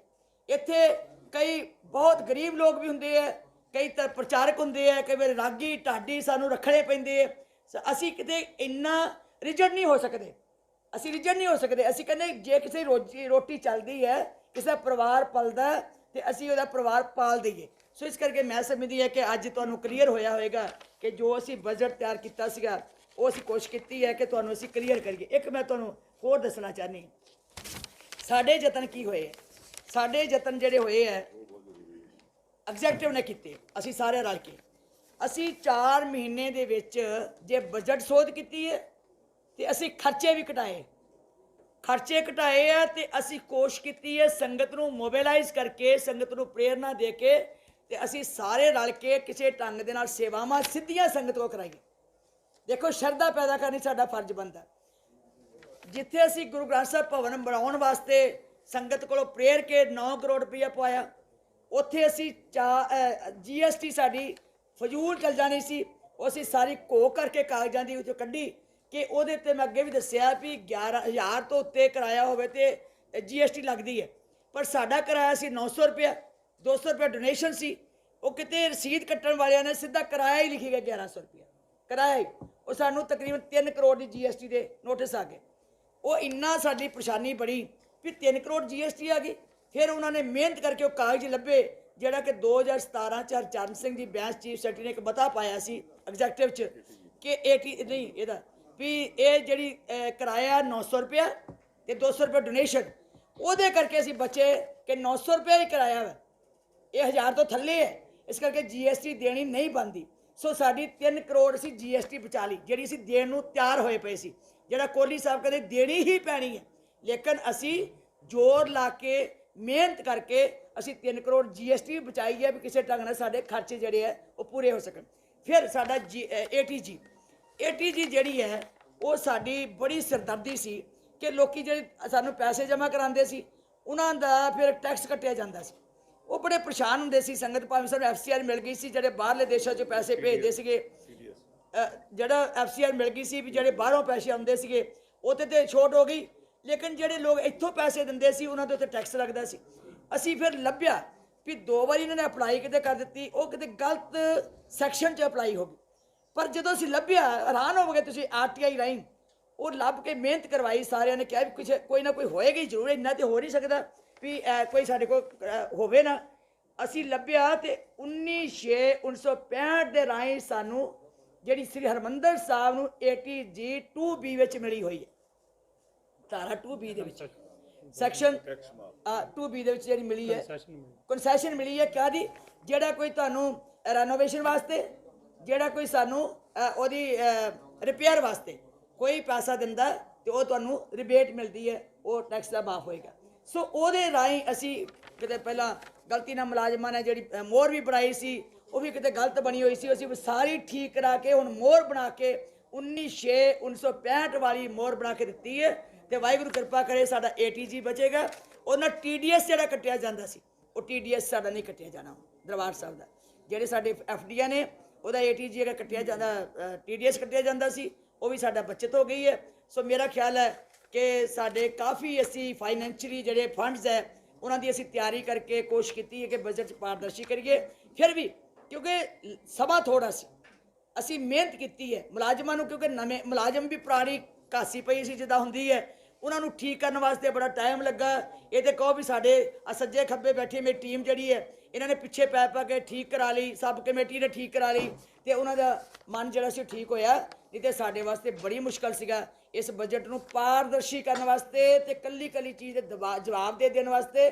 ਆਉਣ ਵਾਲੇ ਸਮੇਂ 'ਚ ਮੈਂ ਵਿਸ਼ਵਾਸ ਦਵਾਨੀ ਹੈ ਕਿ ਇਹ ਤੋਂ ਵੀ ਵੱਧ ਜਿਸ ਤਰ੍ਹਾਂ ਅਸੀਂ ਸੇਵਾਵਾਂ ਕਰਾ ਰਹੇ ਹਾਂ, ਸੋਲਰ ਦੀ ਸਿਸਟਮ ਦੀ ਅਸੀਂ ਐਲਾਨ ਕੀਤਾ ਸੀ ਤੇ ਤਕਰੀਬਨ 1 ਮੈਗਾਵਾਟ ਦਾ 1.5 ਮੈਗਾਵਾਟ ਦਾ ਜਿਹੜਾ ਇੱਥੇ ਲੱਗਣਾ ਆਲਮੋਸਟ 4 ਕਰੋੜ ਦਾ ਉਹਨੇ ਆਫਰ ਦਿੱਤੀ ਸੀ 8 ਕਰੋੜ ਦੀ। ਫਿਰ ਵੀ ਉਹਨਾਂ ਨੇ ਕਿਹਾ ਕਿ ਜੇ 4 ਇੱਥੇ ਲੱਗੂ ਤੇ 4 ਸਾਡਾ ਜਿੱਥੇ ਮਰਜ਼ੀ ਲਵਾ ਲਿਓ।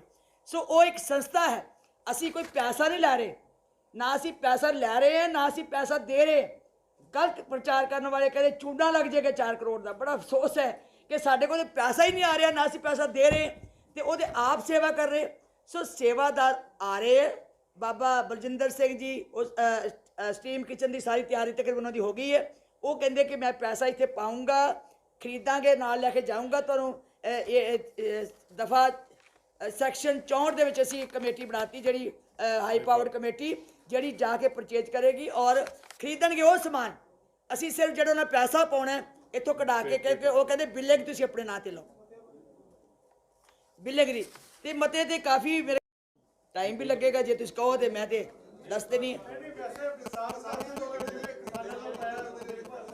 ਦੇਖੋ ਗੁਰੂ ਤੇਗ ਬਹਾਦਰ ਸਾਹਿਬ ਦੀ ਸ਼ਤਾਬਦੀ ਦੇ ਸੰਬੰਧ ਵਿੱਚ ਉਹ ਅਸੀਂ UN ਨੂੰ ਬੇਨਤੀ ਕੀਤੀ ਹੈ ਕਿ ਇਸ ਈਅਰ ਨੂੰ ਮਨੁੱਖੀ ਅਧਿਕਾਰ ਦਾ ਈਅਰ ਜਿਹੜਾ ਉਹ ਐਲਾਨ ਕੀਤਾ ਜਾਵੇ। ਦੂਜਾ ਮਤਾ ਸੀ ਜਿਹੜਾ ਅਸੀਂ ਇੱਕ ਵਫਦ ਬਣਾ ਕੇ ਭੇਜਾਂਗੇ, ਚਿੱਠੀ ਵੀ ਲਿਖਾਂਗੇ।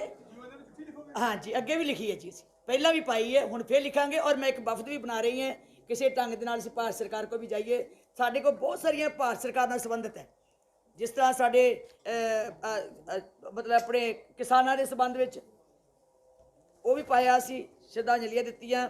ਫਿਰ ਉਹਨਾਂ ਨੂੰ ਵੀ ਕਿਹਾ ਕਿ ਗੁਰੂ ਤੇਗ ਬਹਾਦਰ ਸਾਹਿਬ ਜੀ ਦੇ ਇਸ ਸਮਾਗਮ ਦੇ ਉੱਤੇ ਸਾਨੂੰ ਕੋਈ ਐਸੀ ਯਾਦਗਾਰ ਜਿਹੜੀ ਕਿ ਖਾਲਸਾ ਹੀ ਜਿੱਦਾਂ ਇਮਾਰਤ ਵਿਰਾਸਤ-ਏ ਖਾਲਸਾ ਬਣਾਈ ਸੀ ਨਾ 300 ਸਾਲਾਂ ਦੇ ਉੱਤੇ ਅਨੰਦਪੁਰ ਸਾਹਿਬ, ਇਸ ਤਰ੍ਹਾਂ ਦੀ ਕੋਈ ਨੈਸ਼ਨਲ ਲੈਵਲ ਦੇ ਉੱਤੇ ਕੋਈ ਵੱਡੀ, ਕਿਉਂਕਿ ਉਹ ਸਰਬੱਤ ਦੇ ਭਲੇ ਵਾਸਤੇ ਉਹਨਾਂ ਦਿੱਤੀ ਸੀ, ਧਰਮ ਬਚਾਉਣ ਵਾਸਤੇ ਦਿੱਤੀ ਸੀ ਸ਼ਹਾਦਤ, ਉਹਨਾਂ ਦੀ ਕੋਈ ਐਡੀ ਢੁਕਵੀਂ ਯਾਦਗਾਰ ਹੋਵੇ। ਉਹ ਵੀ ਅਸੀਂ ਵਿਦਵਾਨਾਂ ਨਾਲ ਡਿਸਕਸ ਕਰਾਂਗੇ ਵੀ ਅਸੀਂ ਕੀ ਮੰਗ ਕਰ ਸਕਦੇ ਹਾਂ ਵੀ ਉਹ ਬਣਾਈ ਜਾਵੇ, ਤਾਂ ਜੋ ਸੰਸਾਰ ਦੇ ਲੋਕ ਉੱਥੋਂ ਕੁਝ ਨਾ ਕੁਝ ਆਉਣ ਵਾਲੀਆਂ ਪੀੜ੍ਹੀਆਂ ਜਿਹੜੀਆਂ ਉਹ ਸੇਧ ਲੈ ਕੇ ਜਾਣ। ਤੇ ਨਾਲ ਅਸੀਂ ਇਹ ਗੱਲ ਕਹੀ ਹੈ ਕਿ ਜਿਸ ਤਰ੍ਹਾਂ ਵਿਰਾਸਤ-ਏ ਖਾਲਸਾ ਦੀ ਉਸ ਵੇਲੇ 100 ਕਰੋੜ ਰੁਪਈਆ ਲਾ ਕੇ ਰਖਲ ਬਣਾਈ ਸੀ ਉਹ ਇਮਾਰਤ, ਇਸੇ ਤਰ੍ਹਾਂ ਪ੍ਰਧਾਨ ਮੰਤਰੀ ਜੀ ਐਲਾਨ ਕਰਨ, ਜਿੰਨੇ ਸਾਡੇ ਇੱਥੋਂ ਗੁਰੂ ਕੇ ਮਹਿਲ ਤੋਂ ਲੈ ਕੇ ਗੁਰੂ ਤੇਗ ਬਹਾਦਰ ਸਾਹਿਬ ਨਾਲ ਸੰਬੰਧਿਤ ਵੱਡੇ ਵੱਡੇ ਗੁਰਦੁਆਰੇ ਹੈ, ਉਹਨਾਂ 'ਚ ਵਿਰਾਸਤੀ ਮਾਰਗ ਵਿਰਾਸਤੀ ਉਸ ਇਮਾਰਤ ਦੀ ਤਰ੍ਹਾਂ ਕੋਈ ਹੋਰ ਵੀ ਢੁਕਵੀਆਂ ਜਿਹੜੀਆਂ ਯਾਦਗਾਰਾਂ ਉਹ ਬਣ ਸਕਣ, ਤਾਂ ਜੋ ਸਾਡੇ ਇਤਿਹਾਸ 'ਚ ਬਾਕੀ ਜਿਹੜੀ ਬਾਣੀ ਹੈ ਉਹ ਵੱਖ-ਵੱਖ ਲੈਂਗੁਏਜ ਵਿੱਚ ਸਰਕਾਰ ਛਪਾਵੇ, ਪਰ ਸ਼੍ਰੋਮਣੀ ਕਮੇਟੀ ਨੂੰ ਨੋਡਲ ਕਮੇਟੀ ਬਣਾਵੇ। ਇਸ ਤਰ੍ਹਾਂ ਦੀਆਂ ਬਹੁਤ ਸਾਰੀਆਂ ਚੀਜ਼ਾਂ ਨੇ ਜਿਹੜੇ ਉਹਨਾਂ ਦੇ ਸਬਜੈਕਟ ਜਿਹੜੇ ਉਹਨਾਂ ਦਾ ਇਤਿਹਾਸ ਜਿਹੜਾ ਉਹ ਸਾਰੀਆਂ ਸਕੂਲਾਂ ਕਾਲਜਾਂ ਵਿੱਚ ਸਬਜੈਕਟ ਦੇ ਤੌਰ 'ਤੇ ਲਾਗੂ ਕੀਤਾ ਜਾਵੇ। ਬੇਲੋੜੀ ਦਖਲਅੰਦਾਜ਼ੀ ਜਿਹੜੀ ਅੱਜ RSS ਸਾਡੇ ਧਰਮ ਵਿੱਚ ਜਾਂ ਘੱਟ ਗਿਣਤੀਆਂ ਦੇ ਵਿੱਚ ਕੋਈ ਦਖਲਅੰਦਾਜ਼ੀ ਦੇ ਰਹੀ ਹੈ, ਇਹ ਸਰਕਾਰਾਂ ਬੇਲੋੜੀ ਦਖਲਅੰਦਾਜ਼ੀ ਬੰਦ ਕਰਨ ਔਰ ਜਿਹੜੇ ਸਾਡੇ ਧਾਰਮਿਕ ਕੰਮਾਂ ਵਿੱਚ ਜਾਂ ਧਾਰਮਿਕ ਸਥਾਨਾਂ ਦੇ ਉੱਤੇ ਬੇਲੋੜੀ ਦਖਲਅੰਦਾਜ਼ੀ ਕਰਦੇ ਉਹਨੂੰ ਨੱਥ ਪਾਉਣ, ਤਾਂ ਜੋ ਇਹ ਲੋਕ ਜਿਹੜੇ ਹੈ ਨਕੇਲ ਪਾ ਕੇ ਸਾਂਭੇ ਜਾ ਸਕਣ ਤੇ ਸਾਡੇ ਧਰਮ ਦੇ ਵਿੱਚ ਕੋਈ ਅਧਰਮ ਨਾ ਹੋ ਸਕੇ। ਸੋ ਇਸੇ ਤਰ੍ਹਾਂ ਜਿਹੜੀਆਂ ਵੱਡੀਆਂ ਕੁਰਬਾਨੀਆਂ ਹੋਈਆਂ, ਨਨਕਾਣਾ ਸਾਹਿਬ ਦਾ ਨਿੰਦਾ ਵੀ ਕੀਤੀ ਹੈ। ਜੋ ਨਨਕਾਣਾ ਸਾਹਿਬ ਦਾ ਸਾਕੇ ਉੱਤੇ 100 ਸਾਲ ਦਾ ਇਤਿਹਾਸ ਅਸੀਂ ਜਾ ਕੇ ਉੱਥੇ ਗਾਇਨ ਕਰਨਾ ਸੀ, ਸ਼ਰਧਾ ਦੇ ਫੁੱਲ ਭੇਂਟ ਕਰਨੇ ਸੀ, ਉੱਥੇ ਨਹੀਂ ਜਾਣ ਦਿੱਤਾ, ਉਹਦਾ ਨਿੰਦਾ ਵੀ ਕੀਤੀ ਹੈ। ਬਾਕੀ ਜਿਹੜੀ ਬਰਗਾੜੀ ਕਾਂਡ ਦੀ ਗੱਲ ਸੀ, ਦੇਖੋ ਬਹੁਤ ਵਾਰੀ ਇੱਥੋਂ ਨਿੰਦਾ ਕੀਤੀ ਗਈ ਹੈ, ਬਹੁਤ ਵਾਰੀ ਇਹਦਾ ਅੱਗਿਓਂ ਸੰਗਤ ਨੂੰ ਮਤਲਬ ਲੋਕਾਂ ਦੇ ਵਿੱਚ ਇਹ ਅਫਸੋਸ ਪ੍ਰਗਟ ਕੀਤਾ ਸੀ। ਅੱਗੇ ਵੀ ਸ਼੍ਰੋਮਣੀ ਗੁਰਦੁਆਰਾ ਪ੍ਰਬੰਧਕ ਕਮੇਟੀ ਨੇ, ਪਰ ਕਿਉਂਕਿ ਕਈ ਵਾਰੀ ਮੈਂਬਰਾਂ ਨੂੰ ਪਹਿਲਾਂ ਪਤਾ ਨਹੀਂ ਹੁੰਦਾ, ਅੱਜ ਫਿਰ ਕਿਹਾ ਕਿ ਬਰਗਾੜੀ ਕਾਂਡ ਵਿੱਚ ਜਿਨ੍ਹਾਂ ਨੇ ਵੀ ਬੇਅਦਬੀ ਕੀਤੀ ਉਹਨਾਂ ਲੋਕਾਂ ਨੂੰ ਸਜ਼ਾਵਾਂ ਢੁਕਵੀਆਂ ਮਿਲਣ, ਪਰ ਪ੍ਰਮਾਤਮਾ ਹੀ ਜਿਹੜਾ ਉਹ ਸਜ਼ਾ ਦੇਵੇ। ਅਸਲੀਅਤ ਤੌਰ ਤੇ ਪ੍ਰਮਾਤਮਾ ਹੀ ਦੇ ਸਕਦਾ। ਜਿਹੜੇ ਕੋਈ ਮੁਲਾਜ਼ਮ, ਜਿਹੜੇ ਕੋਈ ਦੋਸ਼ੀ ਹੈ, ਉਹਨੂੰ ਸਖਤ ਸਜ਼ਾਵਾਂ ਦਿੱਤੀਆਂ ਜਾਣ। ਇਹ ਅੱਜ ਵੀ ਪਾਸ ਕੀਤਾ ਗਿਆ ਔਰ ਪਹਿਲਾਂ ਵੀ ਬੜੀ ਵਾਰੀ ਪਾਸ ਕੀਤਾ, ਔਰ ਅੱਜ ਅਸੀਂ ਫਿਰ ਸਰਕਾਰ ਨੂੰ ਵੀ ਅਸੀਂ ਲਿਖ ਕੇ ਭੇਜਾਂਗੇ। ਇਸੇ ਤਰ੍ਹਾਂ ਸਾਡੇ ਗੁਰਦੁਆਰੇ ਹੈ, ਜਿਹੜੇ ਗੁਰਦੁਆਰੇ ਹੈ ਸਾਡੇ ਜਿਸ ਤਰ੍ਹਾਂ ਗੋਦੜੀ ਗਿਆਨ ਗੋਦੜੀ ਗੁਰਦੁਆਰਾ, ਇਸੇ ਤਰ੍ਹਾਂ ਗੁਰਦੁਆਰਾ ਡਾਂਗਮਾਰ, ਗੁਰਦੁਆਰਾ ਚੁੰਗਥਾਂਗ, ਗੁਰਦੁਆਰਾ ਬਾਵਲੀ ਮੱਠ, ਮੰਗੂ ਮੱਠ ਤੇ ਪੰਜਾਬੀ ਮੱਠ ਜਗਨਾਥਪੁਰੀ ਉੜੀਸਾ 'ਚ, ਇਹ ਸਾਰੇ ਜਿਹੜੇ ਗੁਰਦੁਆਰੇ ਹੈ ਉਹ ਸਾਨੂੰ ਪ੍ਰਬੰਧ ਦਿੱਤੇ ਜਾਣ। ਇਸ ਤਰ੍ਹਾਂ ਗੁਰਦੁਆਰਿਆਂ ਦੀ ਜਿਹੜੀ ਲਿਸਟ ਹੈ ਉਹ ਤੁਹਾਡੇ ਕੋਲ ਆ ਚੁੱਕੀ ਹੈ। ਬਹੁਤ ਸਾਰੀਆਂ ਜਿਹੜੀਆਂ ਸਾਡੇ ਬਾਹਰ ਅਮਰੀਕਾ ਦੇ ਵਿੱਚ ਕਨੈਕਟੀਕਟ ਸ਼ਹਿਰ ਵਿੱਚ, ਕਨੈਕਟੀਕਟ ਦੇ ਵਿੱਚ ਜਿਹੜੀ ਇਹਨਾਂ ਨੂੰ ਨਿਸ਼ਾਨ ਸਾਹਿਬ ਦੀ ਸਿੱਖ ਧਰਮ ਦੀ ਜਿਹੜੀ ਪਛਾਣ ਸੀ, ਨਿਸ਼ਾਨ ਸਾਹਿਬ ਨੂੰ ਮਾਨਤਾ ਦਿੱਤੀ ਔਰ ਉਹਨਾਂ ਨੂੰ ਬੜਾ ਵੱਡਾ ਮਾਣ ਮਿਲਿਆ, ਜਿੱਥੇ ਵਧਾਈ ਦਿੱਤੀ ਹੈ ਤੇ ਧੰਨਵਾਦ ਵੀ ਕੀਤਾ। ਸੋ ਇਸ ਤਰ੍ਹਾਂ ਦੀਆਂ ਬਹੁਤ ਸਾਰੀਆਂ ਜਿੱਥੇ ਸ਼ਰਧਾ ਦੇ ਫੁੱਲ ਭੇਂਟ ਕੀਤੇ ਗਏ ਵਿਛੜੀਆਂ ਰੂਹਾਂ ਨੂੰ, ਉੱਥੇ ਨਾਲ ਨਾਲ ਯਾਦਗਾਰਾਂ ਜਾਂ ਹੋਰ ਇਤਿਹਾਸਕ ਕੰਮ ਕਰਨ ਵਾਸਤੇ ਜਿਹੜੀਆਂ ਉਹ ਰੱਖੀਆਂ ਗਈਆਂ ਗੱਲਾਂ। ਇੱਕ ਸਵਾਲ ਆਇਆ ਸੀ ਵੀ ਜਿਹੜੇ ਉਸ ਵੇਲੇ ਬਰਗਾੜੀ ਦੇ ਵਿੱਚ ਸ਼ਹੀਦ ਹੋ ਗਏ ਸੀ ਦੋ, ਉਹਨਾਂ ਨੂੰ 10-10 ਲੱਖ ਰੁਪਈਆ ਨਹੀਂ ਦਿੱਤਾ ਗਿਆ, ਪਰ ਉਸੇ ਵੇਲੇ ਬੀਬੀ ਸਾਡੀ ਫਰੀਦਕੋਟ ਵਾਲੇ ਮੈਂਬਰ ਜੀ ਨੇ ਦੱਸਿਆ ਵੀ ਮੈਂ ਆਪ ਜਾ ਕੇ ਦੇ ਕੇ ਆਈ। ਮੈਂਬਰ ਲਖਵੀਰ ਸਿੰਘ ਜੀ ਰਾਈਆਂ ਵਾਲੇ ਉਹ ਨਾਲ ਗਏ, ਅਸੀਂ ਦੋਨੋਂ ਜਾਣੇ 10-10 ਲੱਖ ਰੁਪਇਆ ਸ਼੍ਰੋਮਣੀ ਗੁਰਦੁਆਰਾ ਪ੍ਰਬੰਧਕ ਕਮੇਟੀ ਵੱਲੋਂ ਦੇ ਕੇ ਆਏ।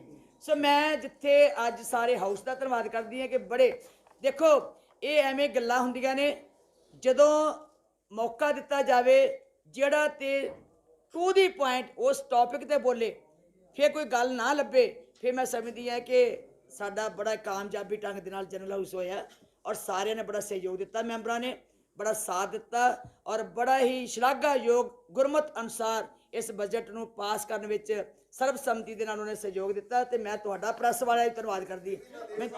ਮੈਨੂੰ ਤਾਂ ਅੱਜ ਖੁਸ਼ੀ ਬੜੀ ਹੋ ਰਹੀ ਵੀ ਜਿਹੜੇ ਨਹੀਂ ਸੀ ਕਦੀ ਆਏ ਉਹ ਵੀ ਅੱਜ ਆ ਗਏ, ਵਾਹਿਗੁਰੂ ਦੀ ਕਿਰਪਾ ਹੋ ਗਈ ਹੈ। ਅੱਜ ਹੋਈ ਮੈਨੂੰ ਨਹੀਂ ਅਸੀਂ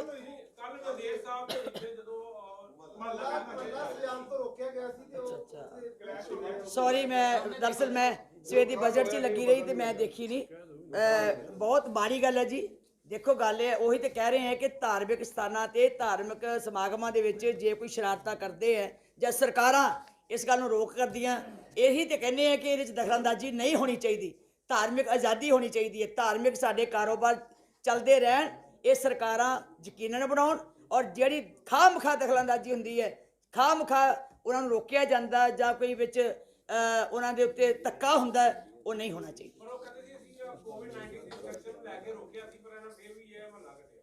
ਦੇਖੋ ਮੈਨੂੰ ਤੇ ਸਮਝ ਨਹੀਂ ਆਉਂਦੀ ਕਿ ਜੇ ਕੋਵਿਡ-19 ਸਾਰੇ ਗੁਰਦੁਆਰੇ ਸੰਗਤਾਂ ਆ ਰਹੀਆਂ, ਉਹਨਾਂ ਦੀ ਆਪਣੀ ਸ਼ਰਧਾ ਦੇ ਸਤਿਕਾਰ ਲੈ ਕੇ, ਇੱਥੇ ਕੁੰਭ ਦਾ ਮੇਲਾ ਲੱਗਾ, ਉੱਥੇ ਕਰੋੜਾਂ ਰੁਪਏ ਲੋਕ ਗਏ ਆ। ਇੱਥੇ ਹੋਲੇ ਮਹੱਲੇ ਦੇ ਵਿੱਚ ਲੱਖਾਂ ਲੋਕ ਆਏ ਆ। ਚੋਣਾਂ ਹੋ ਰਹੀਆਂ ਸਟੇਟਾਂ ਦੇ ਵਿੱਚ, ਹਜ਼ਾਰਾਂ ਦੀ ਗਿਣਤੀ 'ਚ ਇਕੱਠੇ ਹੁੰਦੇ ਆ। ਜੇ ਇਹ ਸਾਰੀਆਂ ਚੀਜ਼ਾਂ ਦੇਖੋ, ਪਿੱਛੇ ਪੈਨਿਕ 'ਚ ਪਾ ਕੇ ਲੋਕਾਂ ਨੂੰ ਇੰਨਾ ਤੰਗ ਕੀਤਾ ਸੀ ਕਿ ਲੋਕਾਂ ਦੀ ਰੋਜੀ ਰੋਟੀ ਮੁੱਕ ਗਈ, ਲੋਕਾਂ ਦੀ ਚਿੰਤਾ ਬਣ ਗਈ ਸੀ। ਮੈਂ ਕਹਿੰਦੀ ਹਾਂ ਕਿ ਸਰਕਾਰ ਨੂੰ ਸੁਚੇਤ ਕਰਨਾ ਫਰਜ਼ ਬਣਦਾ, ਹਦਾਇਤਾਂ ਦੇਣੀਆਂ ਫਰਜ਼ ਬਣਦੀਆਂ, ਪਰ ਇਹਨਾਂ ਧਾਰਮਿਕ ਮਸਲਿਆਂ ਵਿੱਚ ਦਖਲਅੰਦਾਜ਼ੀ ਨਹੀਂ ਕਰਨੀ ਚਾਹੀਦੀ ਜਿਹੜਾ ਲੋਕਾਂ ਦੀਆਂ, ਸਿੱਖਾਂ ਦੀਆਂ ਭਾਵਨਾਵਾਂ ਨੂੰ ਜਾਂ ਸੰਗਤਾਂ ਦੀਆਂ ਭਾਵਨਾਵਾਂ ਨੂੰ ਸੱਟ ਵੱਜੇ। ਦੇਖੋ, ਮੈਂ ਉਸ ਗੱਲ ਦੀ ਨਿੰਦਾ ਕਰਦੀ ਹਾਂ। ਇਹ ਸ਼ਰਾਰਤਾਂ ਨਹੀਂ ਕਰਨੀਆਂ ਚਾਹੀਦੀਆਂ, ਨਾ ਕੋਈ ਕਿਸਾਨ ਕਰ ਸਕਦੇ ਆ, ਨਾ ਕੋਈ ਸੂਝਵਾਨ ਲੋਕ ਕਰ ਸਕਦੇ ਆ। ਜੇ ਕੋਈ ਸ਼ਰਾਰਤ ਕਰਦਾ, ਇਹਦਾ ਮਤਲਬ ਕਿ ਸਰਕਾਰਾਂ ਦੋਨਾਂ ਦੀ ਨਾਕਾਮੀ 'ਚ, ਪਹਿਲਾਂ ਤਾਂ ਭਾਰਤ ਸਰਕਾਰ ਦੀ ਨਾਕਾਮੀ ਹੈ ਕਿ ਲੋਕਾਂ ਨੂੰ ਇਹ ਸਮਾਂ ਕਿਉਂ ਦਿੱਤਾ ਕਿ ਏਡੇ ਵੱਡੇ ਰੋਹ 'ਚ ਆ ਜਾਣ, ਏਡੇ ਵੱਡੇ ਗੁੱਸੇ 'ਚ ਆ ਜਾਣ। ਦੂਜਾ, ਪੰਜਾਬ ਸਰਕਾਰ ਦਾ ਲਾਅ ਐਂਡ ਆਰਡਰ ਕਿੱਥੇ ਹੈ? ਲਾਅ ਐਂਡ ਆਰਡਰ ਕਿੱਥੇ ਹੈ? ਜਿੱਥੇ ਇੱਕ MLA ਨੂੰ ਸ਼ਰੇਆਮ ਪੁਲਿਸ ਦੇ ਸਾਹਮਣੇ ਕੁੱਟਿਆ ਜਾਵੇ, ਨੰਗਾ ਕੀਤਾ ਜਾਵੇ, ਕੱਪੜੇ ਪਾੜੇ ਜਾਣ, ਤੇ ਪੰਜਾਬ ਸਰਕਾਰ ਦੀ ਪੁਲਿਸ ਜਾਂ ਲਾਅ ਐਂਡ ਆਰਡਰ ਕੀ ਕਰਦਾ ਉੱਥੇ? ਉਹ ਕੀ ਉਹਨਾਂ ਦੀ ਡਿਊਟੀ ਨਹੀਂ ਸੀ ਬਣਦੀ ਕਿ ਧਿਆਨ ਰੱਖਣਾ? ਉਹਨਾਂ ਦੀ ਡਿਊਟੀ ਨਹੀਂ ਸੀ ਬਣਦੀ ਪ੍ਰਸ਼ਾਸਨ ਦੀ ਕਿ MLA ਸਾਹਿਬ ਨੂੰ ਬਚਾ ਕੇ ਰੱਖਣਾ? ਸੋ ਮੈਂ ਸਮਝਦੀ ਕਿ ਦੋਨਾਂ ਹੀ ਸਰਕਾਰਾਂ ਇਹ 'ਚ ਫੇਲ ਹੋਈਆਂ। ਨਾ, ਮੈਂ ਕਿਸਾਨਾਂ ਦਾ ਕੋਈ ਦੋਸ਼ ਨਹੀਂ ਕਰਦੀ ਇਹ 'ਚ, ਕਿਉਂਕਿ ਕਿਸਾਨ ਇਹ ਕਰ ਹੀ ਨਹੀਂ ਸਕਦਾ। ਇੰਨਾ ਲੰਬਾ ਸੰਘਰਸ਼ ਚੱਲਿਆ, ਅੱਜ ਤੱਕ ਇੱਕ ਵਾਰੀ ਵੀ ਕੋਈ ਐਸੀ ਗੱਲ ਨਹੀਂ ਹੋਈ ਜਿਹਦੇ 'ਚ ਕੋਈ ਲਾਅ ਐਂਡ ਆਰਡਰ ਨੂੰ ਕਿਸੇ ਨੇ ਹੱਥ 'ਚ ਲਿਆ ਹੋਵੇ। ਸੋ 912 ਕਰੋੜ 59 ਲੱਖ 26 ਹਜ਼ਾਰ ਦਾ ਬਜਟ ਆਪਾਂ ਪੇਸ਼ ਕੀਤਾ, ਜਿਹੜੇ ਖਰਚ ਸਾਡੇ ਹੋਣੇ ਹੀ ਹੋਣੇ ਨੇ, ਤੈਅ ਹੋ